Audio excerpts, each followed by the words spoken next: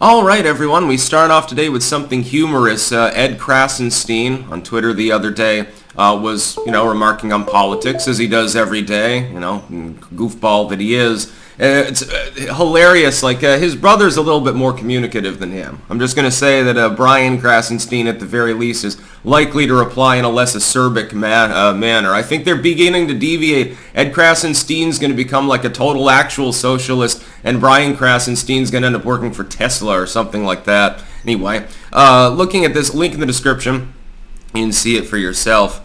And he's giving great importance to this. Karl Rove doesn't like Trump anymore. He's soured on him. Well, he can't win, and he's a piece of crap. TDS, basically. The TDS has therefore gotten so bad that Karl Rove is being cited by liberals as a reason why Orange Man bad. I think it's a net gain for Trump by losing the support of some of the more transparent unipartyists. Like when Bolton badmouths him, do you think that helps or hurts him among the majority of the Republican base? Years ago, Bolton would have been upheld as a reasonably good guy by, what was at the time largely a neocon pro-war Republican Party. That's no longer the case. Look at what happened to Jeb. It's been a number of years since the average Republican was doing the war-con thing. There are still plenty of warmongers in the GOP. There are still plenty of corporatist fruitcakes in the GOP, but there's less. The party has improved on that token because a lot of them have become independents, and meanwhile a bunch of populistic-minded people have piled into the party. I would point out that both parties nonetheless have shrunk considerably against the independent voting base in general, which I also don't see as a bad thing. There's less people of a partisan nature that have a less partisan loyalty. They're still going to lean 90% towards one party or the other based on ideological principles, which they find important. Therefore, there's the delicate game and song and dance that has to be performed by both parties to try to convince them to vote for them. But it's better. It's an improvement. I would like to point out that I best know Karl Rove as the dude that in 2012 went absolutely ballistic on election night. He had predicted, for example, that Mitt Romney was going to win a number of states, including Ohio, against Obama, who was running for re-election. And he had skewed his polls. He had looked through the polls and randomly and arbitrarily adjusted them according to his opinion about what was likely to happen. And I remember, he was on Fox News. He was, their night-long consultant on election night. And when they called Ohio for Barack Obama, he got up off the set. He was very angry. He's like, well, that can't be. Who made that call? And I can't remember who the host was, but they're confused why the man's angry. They're like, well, that's just what we're told. We're told that we've just called Ohio. What does Karl Rove do? He's in between segments, like I think during commercial, he storms off the set. And then they follow him backstage effectively through the Fox News reporting room. So not the area where the pundits sit, the talking heads, but the area where all the staff are doing the actual work behind the scenes. And he was berating one poor employee there, and it was surreal. It was hilarious. The man is unhinged. He's never been a good political analyst. His predictions have always sucked. Why would I take anything that Karl Rove says seriously? In fact, if somebody like Karl Rove says Trump can't win, he's just too unlikable. Trump can't win, he's fucked up too much this time. Number one, I've heard that 20 times before. Trump is done for this time. We got him this time. 2 more weeks to go, blue and on. I've heard that over and over again. It's just now I'm hearing it from a bunch of lifelong Republicans. So I don't take anything that Karl Rove has to say seriously.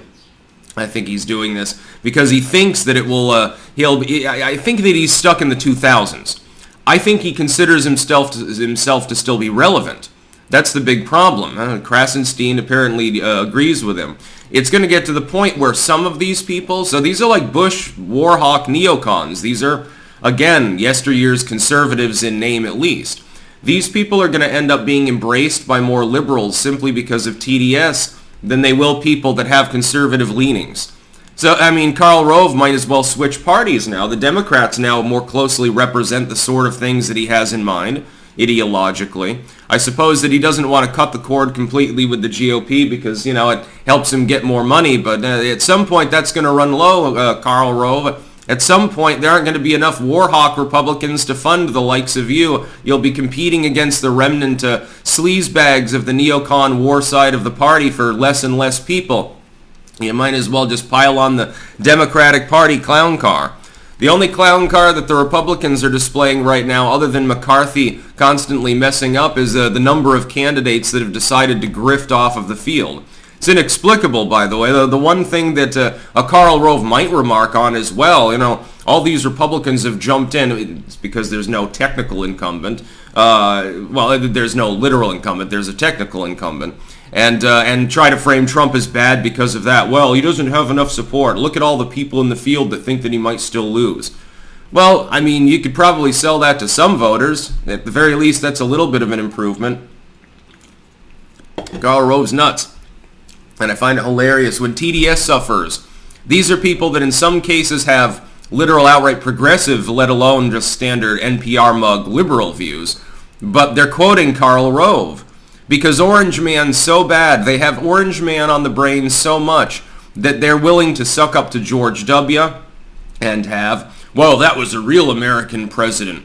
And he was in the military as a reservist, flying planes. It was a little bit like John McCain if John McCain hadn't been shot down. I mean, come on. You're applauding all of the great villains, especially for us millennial voters. I wonder why they're finally moving far to the right. Could it be because all the people that we hated when we were in our 20s are now being embraced by liberals? Could that have anything to do with it?